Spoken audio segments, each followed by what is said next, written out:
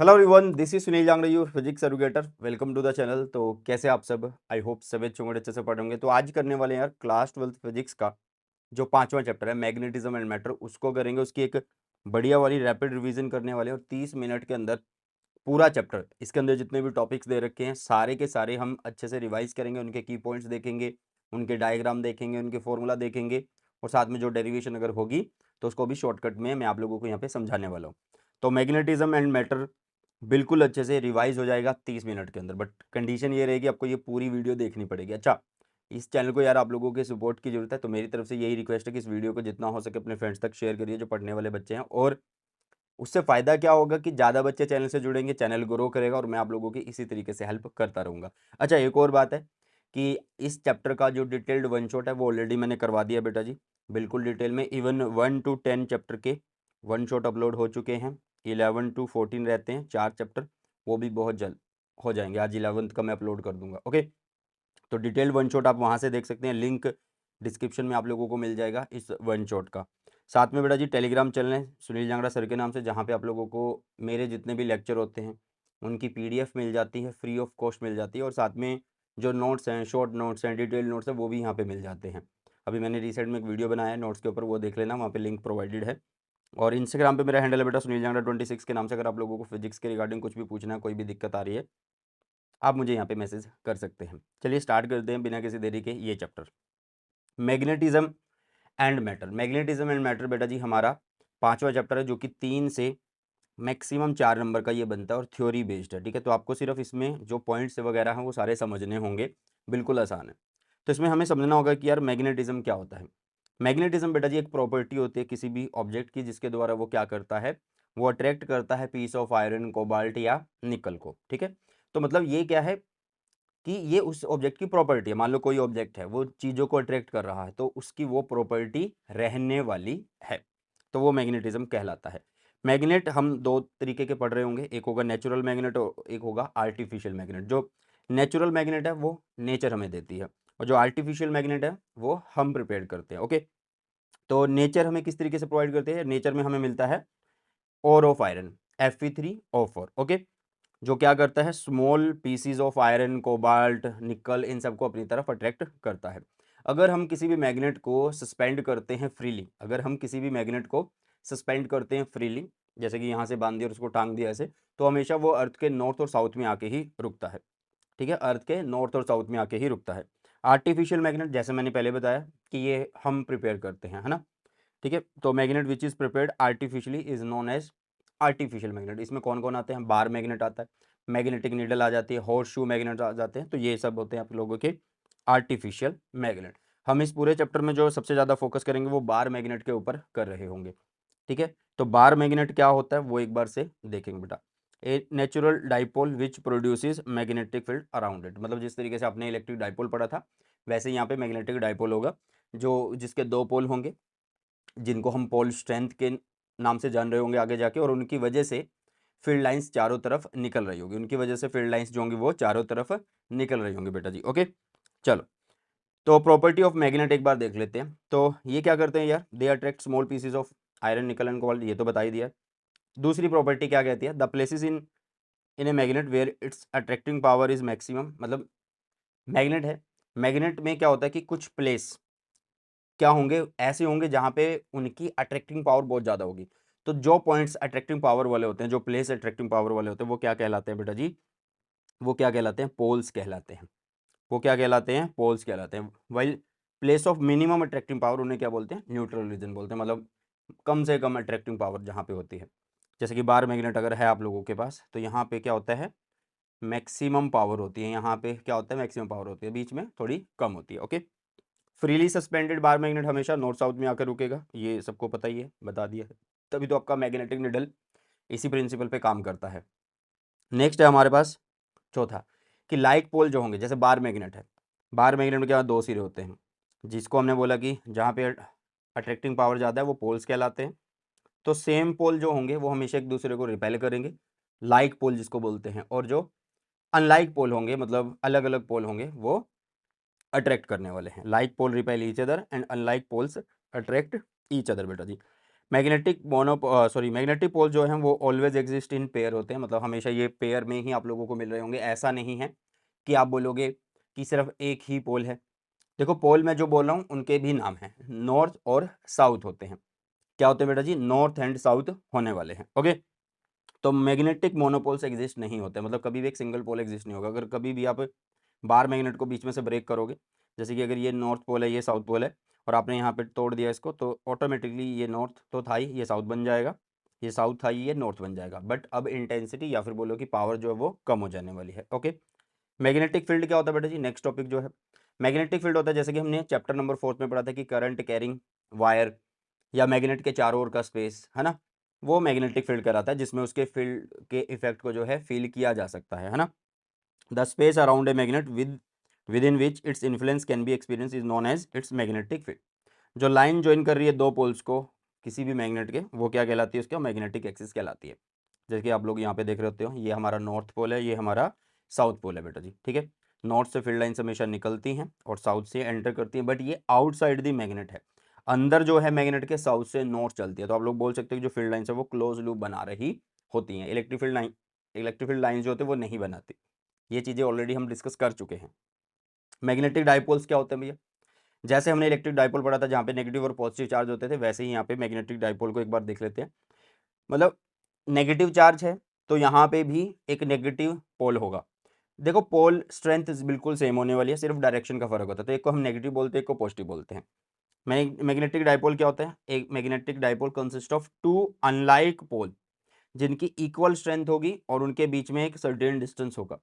जैसे हमने electric dipole में 2 का मल्टीपल लिया था डिस्टेंस को, तो ऐसा ही यहाँ पे भी हम 2 का मल्टीपल लेंगे, और वो सिर्फ और सिर्फ कैलकुलेशन की वजह से हम उसको 2 का मल्टीपल कर रहे होंगे। ओके, तो ये देख सकते हो, ये बार मैग्नेट है, ये साउथ ये नॉर्थ पोल हो गया। इसकी स्ट्रेंथ हमने एम बोली और इसकी हमने एम बोली। इन दोनों के बीच में एक डिस्टेंस है जिसको हमने बोला मैग्नेटिक लेंथ। क्या बोलते हैं इसको? मैग्नेटिक लेंथ बोलते हैं। और मैग्नेट जो होते हैं उनकी टोटल लेंथ जो है उसको हमने जियोग्राफिक लेंथ बोला। इसका मतलब ये है कि भाई जो आपके पोल होते हैं वो थोड़े से अंदर की तरफ होते हैं, जो आपके पोल होते हैं वो थोड़े अंदर की तरफ होते हैं। मतलब जो मैग्नेटिक पोल की अगर हम मतलब मैग्नेटिक लेंथ की अगर हम बात करें, तो वो टोटल लेंथ का 84% होते हैं। कितना होते हैं बेटा जी? 84% होते हैं। क्लियर है? चलो, और ये हॉर्स शू है। हॉर्स शू में भी ऐसा ही होता है कि एक साउथ होता है और एक नॉर्थ होता है, तो एक की पोर्शन है दूसरे की एम। अगर हम नेगेटिव पॉजिटिव के हिसाब से देखें तो इसको नेगेटिव बोल सकते हो और इसको पॉजिटिव बोल सकते हो। मैग्नेटिक डाइपोल मूवमेंट क्या होती है? सिमिलरली यार इलेक्ट्रिक डाइपोल के मैग्नेटिक डाइपोल मूवमेंट क्या है? Magnitude of either pole strength है ना, तो magnitude of either pole strength और उनके बीच का जो भी डिस्टेंस है वो क्या कहलाएगा? हमारे पास मैग्नेटिक डाइपोल मूवमेंट कहलाएगा। ये एक वेक्टर क्वांटिटी है, तो इसकी डायरेक्शन हमेशा कहाँ से कहाँ होती है? साउथ से नॉर्थ होती है बेटा जी। कहाँ से कहाँ होती है बेटा जी? साउथ से नॉर्थ होने वाली है इसकी डायरेक्शन। ओके, अच्छा यूनिट की बात करें तो यूनिट होगी एम्पियर मीटर स्क्वायर होने वाली है, क्योंकि हमने लास्ट चैप्टर नंबर 4 के अंदर पढ़ा था एम इज इक्वल टू आई ए होता है। मैग्नेटिक डाइपोल मूवमेंट लिखने का ये भी एक तरीका होता है। तो ये करंट, तो उसकी यूनिट एम्पियर, एरिया तो मीटर स्क्वायर होने वाला है। ओके, इस तरीके से आप लोग कर सकते हैं। नेक्स्ट है कुछ खास बातें जो आपको मैग्नेट्स के बारे में पता होनी चाहिए। If a magnet of movement M and pole strength M is cut into two equal parts along its length, then the pole strength of each part is m by 2 and then magnetic moment of each part is m by 2। ठीक है, मतलब जब भी किसी magnet को आप किस तरीके से कट करेंगे, दो इक्वल पार्ट में अगर कट कर दें अलोंग इट्स लेंथ, तो उनकी जो पोल स्ट्रेंथ होगी वो m by 2 हो जाएगी। ठीक है, m by 2 हो जाएगी और मैग्नेटिक मोमेंट भी m by 2 होने वाली है। अगर आप मैग्नेट जो है उसको अगर आप कट कर दो किस तरीके से, हाफ में कट कर दो along perpendicular to its length, मतलब ऐसे अगर कट कर दोगे, अगर आप ऐसे कट कर दोगे फिर क्या होगा? फिर देखो यार पोल स्ट्रेंथ तो हर एक पार्ट की ऐसे ही है, मैग्नेटिक मोमेंट जो है वो m/2 हो जाएगी, क्योंकि लेंथ घट गई है। क्योंकि लेंथ क्या हो गई है बेटा जी? घट गई है। ठीक है, इतनी बातें मेरे ख्याल से सभी को समझ में आ गई होगी। इसमें लेंथ का केस था कि अगर इसको ऐसे कट कर रहे हैं, इसमें ऐसे अगर हम कट कर रहे हैं। चलो, magnetic field at a point due to magnetic dipole at any point, मतलब जैसे हम इलेक्ट्रिक डाइपोल में केस कर रहे होते थे एक्सियल पे, इक्विटोरियल पे, एट एनी पॉइंट वाले, वही केस हम यहाँ पे देखेंगे। कि हम सबसे पहले eight any point on the axial line देख लेते हैं। सबसे पहले हमने मैग्नेटिक डाइपोल लिया जिसमें ये साउथ है, ये नॉर्थ है, इसकी पोर्शन है m है और ये m है, इनके बीच का डिस्टेंस 2l होता है। हमेशा डाइपोल के सेंटर से वो डिस्टेंस हम मेजर करते हैं जहाँ पे भी हमें कैलकुलेट करना होगा। तो एक्सियल लाइन बोल रहा है, तो जो लाइन इनके बीचों बीच होके जा रही है पोल्स के बीच में, वो आपकी एक्सियल लाइन है, और उस एक्सियल लाइन के ऊपर पॉइंट पी पे हमें क्या निकालना है, स्ट्रेंथ निकालनी है। ओके, तो हम क्या करेंगे, इसका मिड से डिस्टेंस लेंगे, जिसको हम क्या लिखेंगे बेटा जी, आर लिखने वाले हैं। ठीक है, अब होगा क्या बेटा जी, आपको करना क्या है, इस पोल की वजह से यहाँ पे आपको मैग्नेटिक फील्ड लिखना है, और इस पोल की वजह से यहाँ पे मैग्नेटिक फील्ड लिखना है। डिस्टेंस सारे आप लोगों के सामने हैं, क्योंकि ये वाला जो डिस्टेंस होगा ये आर माइनस एल हो जाएगा, और यहाँ से यहाँ जो डिस्टेंस है वो पूरा आर प्लस एल हो जाने वाला है।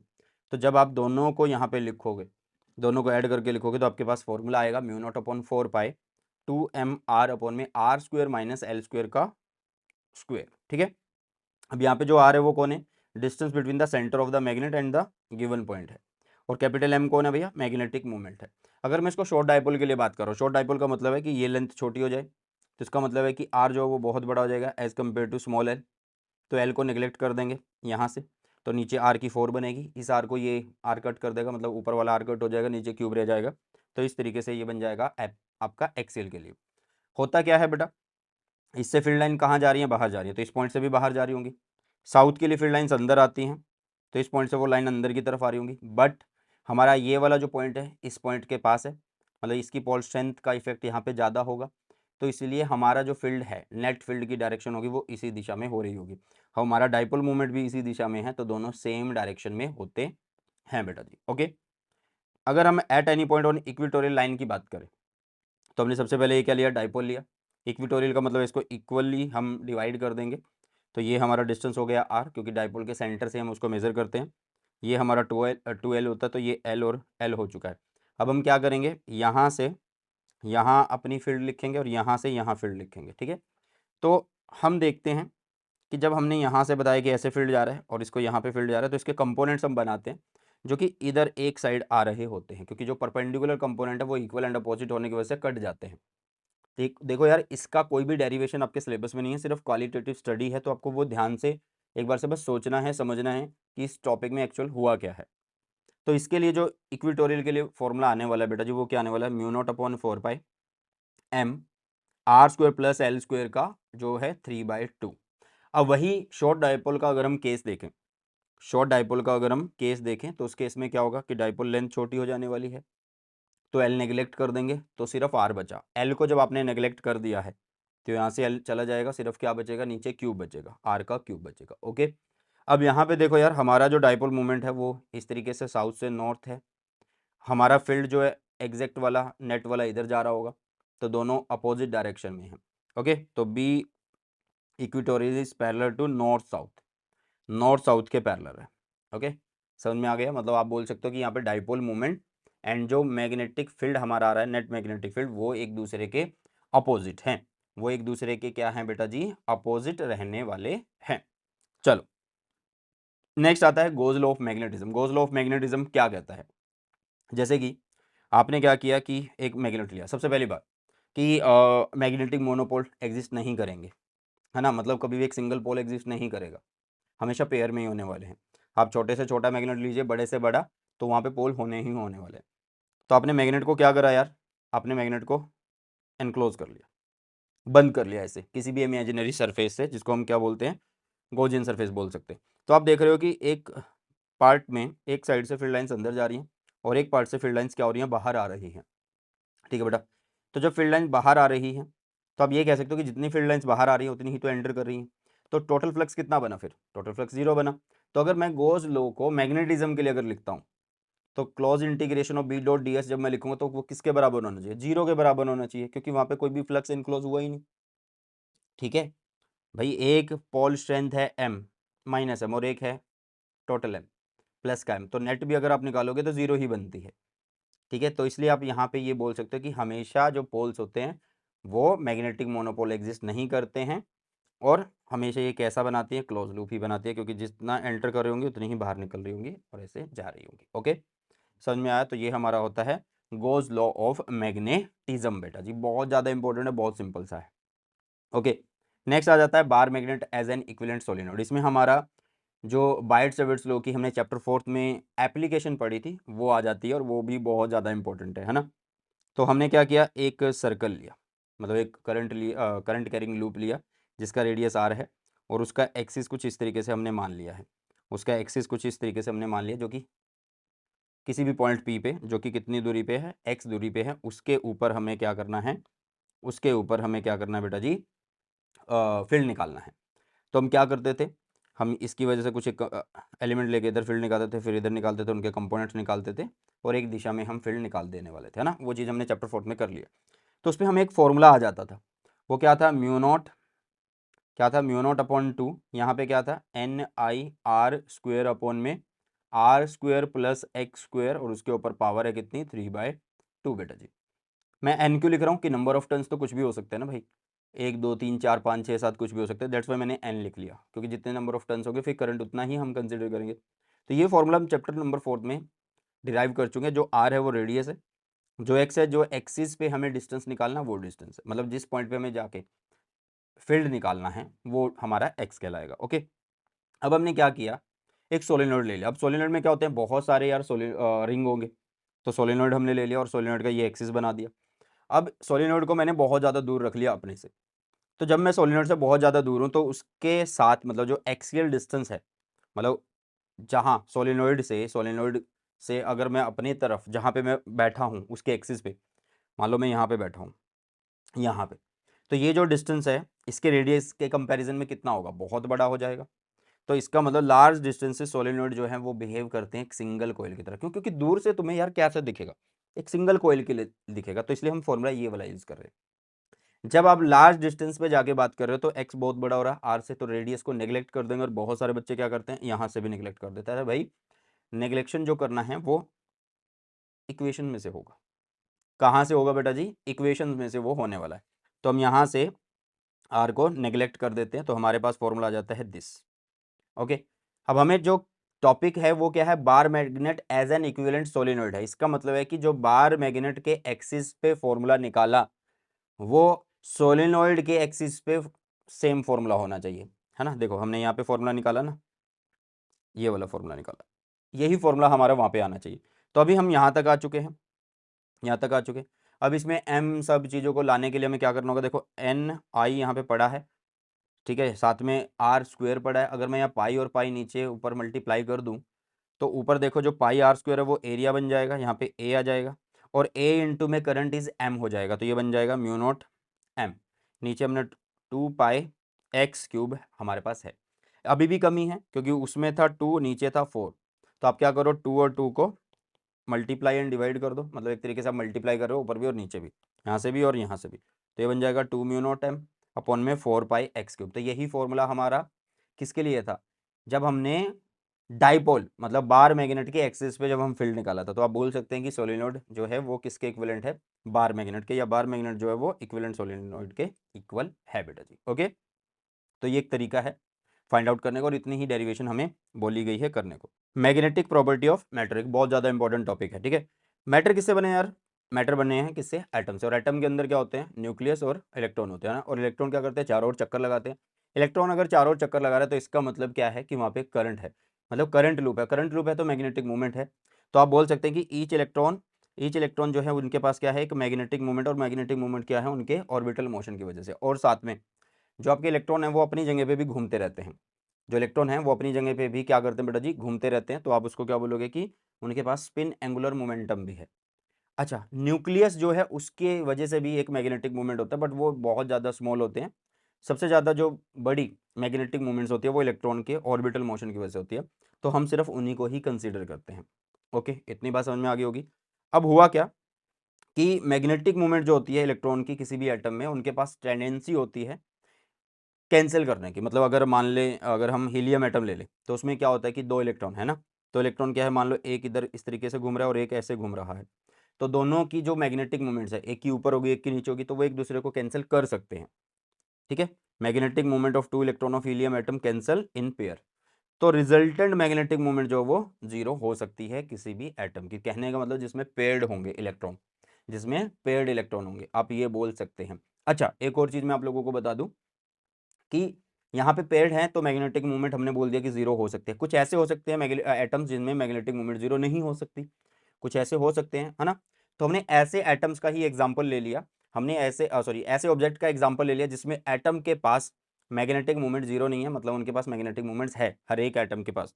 तो ये हमने एक ऑब्जेक्ट का एग्जाम्पल लिया, तो अलग अलग ढंग से उनकी मैग्नेटिक मूवमेंट्स आप लोगों को दिख रही हैं। ओके, अगर मैं इसमें कोई भी एक वॉल्यूम को कंसिडर करता हूँ, जब आपने इस वॉल्यूम को कंसिडर किया, आप देखोगे कि मैग्नेटिक मूवमेंट जो है रैंडम मोशन में है। रैंडम मोशन में तो नेट मैग्नेटिक मूवमेंट वो जीरो आ रही है, मतलब इंडिविजुअल एटम की मैग्नेटिक मूवमेंट्स है, लेकिन अगर हम किसी भी वॉल्यूम में अगर हम उनको चेक करते हैं तो वो रैंडम मोशन में होने की वजह से, भाई रूम टेम्परेचर की वजह से, ओके, तो वो मैग्नेटिक मूवमेंट कितना आ रहा है, जीरो आ रहा है बेटा जी। ओके, और यहाँ पे मैग्नेटिक फील्ड जो हमने लगाया हुआ है वो जीरो है, मतलब बाहर से जो फील्ड है वो अभी नहीं लगाया, वो जीरो है।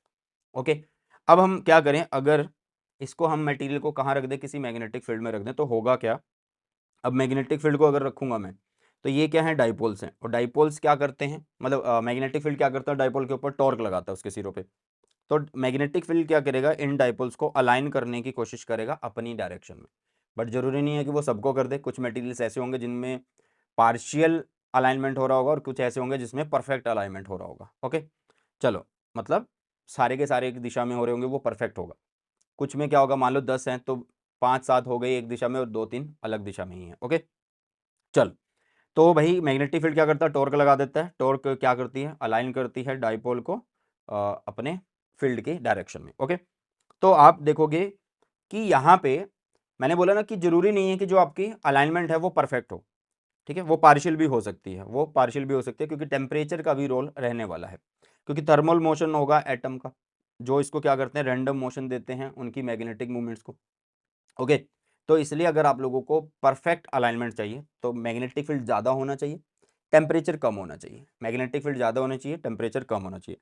Degree of alignment increases, B अगर आप इंक्रीज करोगे, टेम्परेचर को अगर आप डिक्रीज करोगे। जब परफेक्ट अलाइनमेंट हो जाता है, मतलब बिल्कुल सारी चीज़ें, सारे मैग्नेटिक डाइपोल्स एक दिशा में अलाइन हो गए हैं, तो आप बोलोगे मैग्नेटिकली सैचुरेटेड, उनको बोलने वाले हो। ठीक है, अभी तक ये बेसिक मैंने पढ़ाया है, ये बहुत ज़्यादा इंपॉर्टेंट है, इसको बोलते हैं अलाइनमेंट इज परफेक्ट। ओके, चलो, मैग्नेटाइजेशन वेक्टर क्या होता है बेटा, आप क्या कर रहे हो, अलाइनमेंट करवा रहे हो ना, है ना। तो magnetic movement per unit volume को ही हम क्या बोलते हैं, मैग्नेटाइजेशन वेक्टर बोलते हैं, जिसको आई से शो करते हैं। और मैग्नेटिक मूवमेंट है तो एम्पियर मीटर स्क्वायर इसकी यूनिट होगी, नीचे वॉल्यूम है तो मीटर क्यूब होगा, तो ये मीटर स्क्वायर इसके क्यूब से कट जाएगा, तो नीचे मतलब ऐसा यूनिट क्या बन गई, एम्पियर मीटर इनवर्स बन गई बेटा जी। ओके, चलिए अब पढ़ते हैं पैरा, फेरो एंड डायामैग्नेटिज्म क्या होते हैं। देखो, पैरा मैग्नेटिक मटेरियल के बारे में हम पढ़ते हैं सबसे पहले। ये मटेरियल कैसे मटेरियल होते हैं, जब इनको मैग्नेटिक फील्ड में रखा जाता है ना, तो हमने बताया ना कि भाई कुछ मैग्नेट्स कुछ मटेरियल्स ऐसे होते हैं जिनके पास हर एक उसके एटम्स के पास इंडिविजुअल मैग्नेटिक मूवमेंट्स होती हैं। अब आपने क्या किया कि एक ऐसा मटेरियल लिया जिसमें इंडिविजुअल मैग्नेटिक मूवमेंट्स है एटम्स के पास, तो उनको मैग्नेटिक फील्ड में रख दिया। तो वो क्या कर रहे हैं, वो क्या कर रहे हैं, अपने आप को मैग्नेटिक फील्ड की दिशा में अलाइन कर रहे हैं, या करवाया जा रहा है मैग्नेटिक फील्ड के द्वारा। तो देखो, बाहर से फील्ड एक दिशा में है, आपके डाइपोल भी एक दिशा में जा रहे हैं, डाइपोल इज साउथ से नॉर्थ, साउथ से नॉर्थ, ठीक है। तो आप देखो, फील्ड, एक फील्ड अंदर भी बन रहा है मटेरियल के, एक बाहर है, तो टोटल फील्ड कितना हो बेटा जी, टोटल फील्ड इंक्रीज हो जाएगा, है ना। तो ऐसे material, the tendency to increase the magnetic field due to magnetization. Magnetization क्या है, मैग्नेटाइजेशन क्या है कि मैग्नेटिक मूवमेंट बनाना पर यूनिट वॉल्यूम पे, है ना, ठीक है, इज कॉल्ड पैरामैग्नेटिज्म। ठीक है, मतलब यहाँ पे क्या है कि कुछ मटेरियल्स ऐसे हैं जिनके पास मैग्नेटिक फील्ड जो है वो ड्यू टू मैग्नेटाइजेशन क्या होता है, ड्यू टू मैग्नेटाइजेशन क्या होता है, वो इंक्रीज होता है। तो ऐसे मटेरियल कहलाते हैं पैरामैग्नेटिज्म। बट मैंने बोला है कि सारे एक दिशा में नहीं हो पाते, तो इनको पैरामैग्नेटिज्म बोला जाता है। जिसमें सारे होते हैं वो फेरो होते हैं। ओके, तो और जो इनको एग्जिबिट करती है मटेरियल वो पैरामैग्नेटिक मटेरियल्स कहलाते हैं।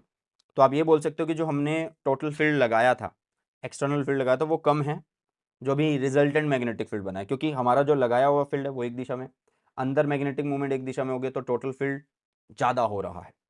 ठीक है बेटा, कुछ मटेरियल्स ऐसे होते हैं जो कि परमानेंट एटॉमिक मैग्नेटिक मूवमेंट जो होते हैं उनके पास स्ट्रॉन्ग टेंडेंसी, मतलब ये बोल रहा है कुछ मटेरियल्स ऐसे होंगे जिनके अंदर हमें मैग्नेटिक फील्ड की जरूरत नहीं पड़ती, वहां पे मैग्नेटिक मूवमेंट ही अपने आप को अलाइन कर लेते हैं, अपने आप को ही अलाइन कर लेते हैं एक दिशा में। अब सारे के सारे एक दिशा में नहीं जा रहे होते, ग्रुप्स एक दिशा में जा रहे होते हैं बेटा जी। ठीक है, जैसे कि ये दिख रहा है आप लोगों को, ये एक ऐसा मटेरियल है जिसमें क्या हुआ है कि इसमें यहाँ पे बहुत सारी मैग्नेटिक मूवमेंट ने अपने आप को एक दिशा में अलाइन कर लिया है, तो इनका एक अपना ग्रुप बन चुका है जिसकी एग्जैक्ट डायरेक्शन ये है।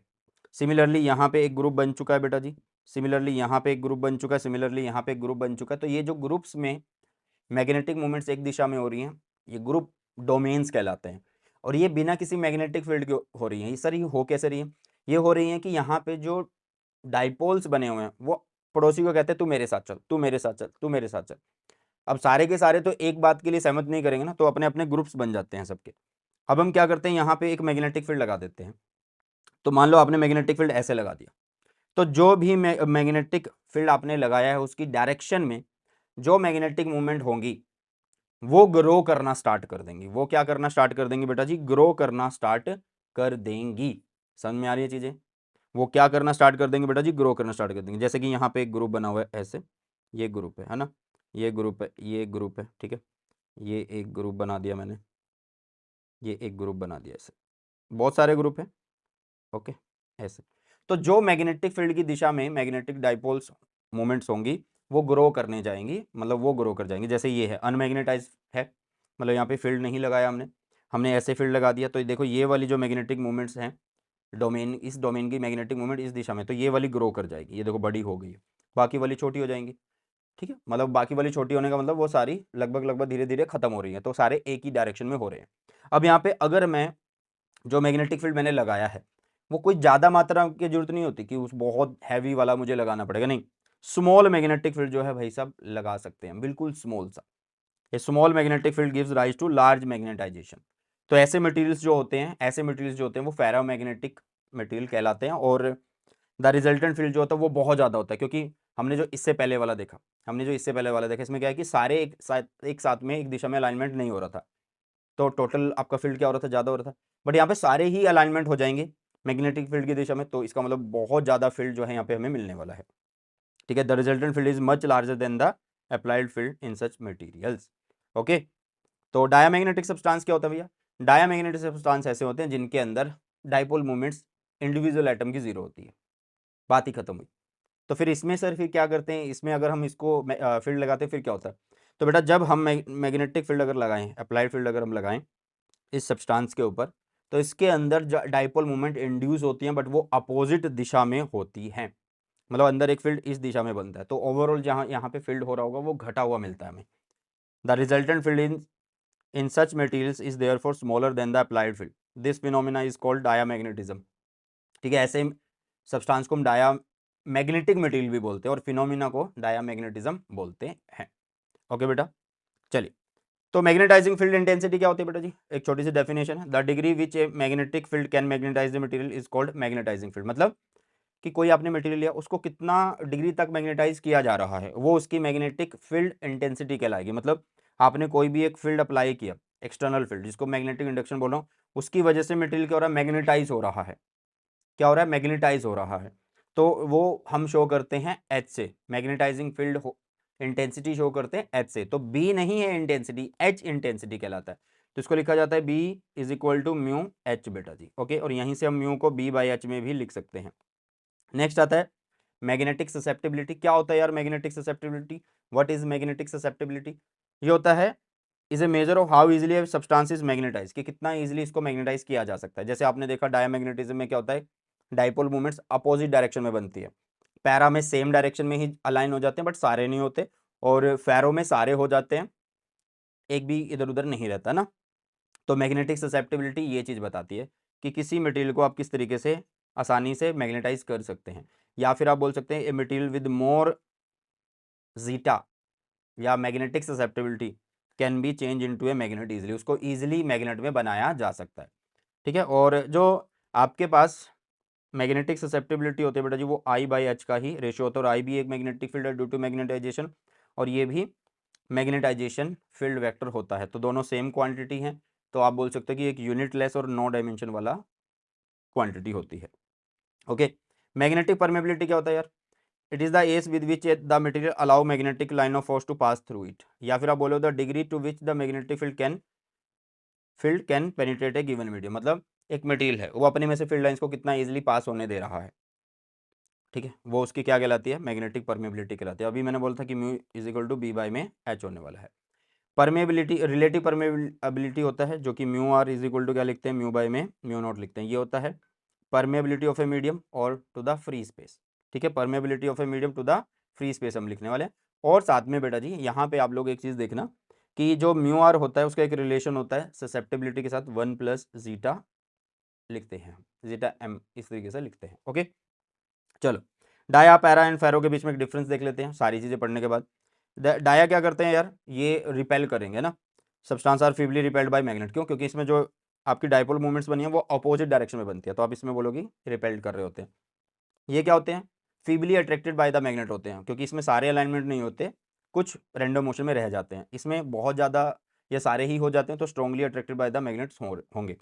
इनका जो जीटा होता है वो स्मॉल होता है, नेगेटिव होता है, क्योंकि यहाँ पे क्या होता है, हमने जीटा क्या बोला था कि किसको इजीली मैग्नेटाइज किया जा सकता है, इसको इजीली मैग्नेटाइज नहीं किया जा सकता, इनको किया जा सकता है, तो इनके स्मॉल होंगे बट पॉजिटिव होंगे, इनके बहुत ज़्यादा लार्ज होंगे और पॉजिटिव होंगे, है ना, किया जा सकता है दैट्स वाई पॉजिटिव, बट इसको उतना अच्छे से नहीं किया जा सकता या उतना अच्छा मैग्नेटाइजेशन नहीं होता, तो इसका स्मॉल वैल्यू है। चलो, ये क्या होता है बेटा जी, टेम्परेचर इंडिपेंडेंट होते हैं, मतलब टेम्परेचर का कोई भी फर्क नहीं पड़ता, और ये टेम्परेचर पर डिपेंड करते हैं कुछ इस तरीके से, मतलब टेम्परेचर बढ़ेगा तो ससेप्टिबिलिटी घटेगी, क्योंकि टेम्परेचर बढ़ेगा तो रैंडम मोशन बढ़ जाएगा। ओके, तो आप बोलोगे कि अलाइनमेंट कम हो रहा है, फिर ये भी टेम्परेचर पे डिपेंड करते हैं कुछ इस तरीके से। ये फॉर्मूलाज आप लोगों को एक बार से याद कर लेने हैं। अच्छा, इनका म्यू आर जो होता है वो क्या होता है, स्लाइटली लेसर होता है देन यूनिटी, क्यों? क्योंकि ये तो अपने में से फील्ड लाइंस को आसानी से जाने नहीं देते ना, ये जाने देते हैं, ये जाने देते हैं, बट कुछ मैग्नेटिक मूवमेंट्स तो अपोजिट डायरेक्शन में होती ही होती है ना, तो आप बोलोगे कि इनका म्यू आर जो होता है वो स्लाइटली ग्रेटर होता है, ग्रेटर देन यूनिटी होता है, और इनका मच ग्रेटर देन यूनिटी होता है। चलो, डायामैग्नेटिक पैरा और फेरो, जो डायामैग्नेटिज्म है उनके पास परमानेंट डाइपोल मूवमेंट नहीं होती, इनके पास परमानेंट डाइपोल मूवमेंट होती है जो कि रैंडम मोशन में होती है, और इनके पास क्या होती है, डाइपोल मूवमेंट्स होती हैं जो कि डोमेन्स में ऑर्गेनाइज्ड होती हैं। इनके एग्जाम्पल है, सारे याद कर लेना। ओके, और ये जो डायमैग्नेटिज्म है ये सॉलिड में भी हो सकते हैं, लिक्विड और गैस में हो सकते हैं, ये भी सॉलिड, लिक्विड और गैस में हो सकते हैं, बट ये सिर्फ सॉलिड में होंगे बेटा। ये चीज़ें आप लोगों को हमेशा याद रखनी है। हिस्टेरिसिस कर्व क्या होता है, वैसे तो ये सिलेबस में शायद से नहीं है, बट मैंने सोचा कि एक बार से पढ़ा देता हूँ, मतलब इसके बारे में कुछ बात, मतलब फेरोमैग्नेटिक मटेरियल्स है उनके बारे में कुछ बातें यहाँ पे।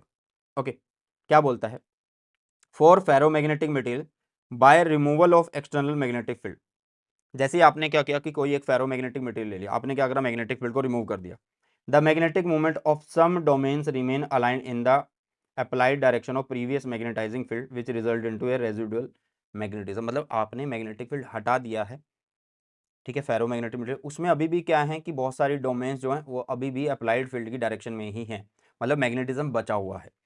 द लैक ऑफ रिट्रेसेबिलिटी, मतलब दोबारा से यार वो उससे बाहर नहीं निकल पाया एक तरीके से, तो ठीक है, तो इसे क्या बोलते हैं, इज कॉल्ड हिस्टेरिसिस, और कर्व को क्या कहते हैं, हिस्टेरिसिस लूप बोलते हैं। क्लियर है बेटा जी? चलिए, रिटेंटिविटी क्या होता है, retentivity is a measure of magnetic field remaining in the ferromagnetic specimen when the magnetised field is remove, मतलब आपने मैग्नेटिक फील्ड को मैग्नेटाइजिंग फील्ड को रिमूव कर दिया, लेकिन उसके बाद भी वहाँ पे क्या है कि मैग्नेटिक फील्ड वहाँ पे बचा हुआ है फेरोमैग्नेटिक मटेरियल के अंदर, तो वो कितना बचा, वो रिटेंटिविटी कहलाता है। अच्छा, कोर्सिविटी क्या कहलाता है, is a measure of magnetizing field required to destroy the residual magnetism, मतलब जो चीज़ बची हुई है, जो रेजिडुअल मैग्नेटिज्म बचा हुआ उसको खत्म करने के लिए जो आपको फील्ड चाहिएगा, ठीक है, is a measure of magnetizing field required to destroy the residual magnetism, उसे बोलते हैं कोएर्सिविटी। ओके बेटा, चलिए जी, तो ये था आपका चैप्टर नंबर 5 जिसकी 30 मिनट रिवीजन वीडियो हमने कर ली है, इसका वन शॉट ऑलरेडी करवा दिया, जैसे कि मैंने पहले भी बोला है, इस चैनल को आप लोगों के सपोर्ट की बहुत ज़्यादा जरूरत है, तो ज़्यादा से ज़्यादा शेयर करिए इस वीडियो को अपने पढ़ने वाले फ्रेंड्स के साथ, ज़्यादा बच्चे चैनल से जुड़ेंगे, चैनल ग्रो करेगा, और मैं आप लोगों की इसी तरीके से हेल्प करता रहूँगा। और किस तरीके की आप वीडियोज़ चाहते हो, किस टॉपिक पे चाहते हो, वो कमेंट सेक्शन में मुझे बता के जाना। तो चलिए, इसी के साथ इस वीडियो सेशन को करते हैं समाप्त, मिलते हैं जल्दी से नए सेशन में। वो आई टेक केयर, जय हिंद, वंदे मातरम।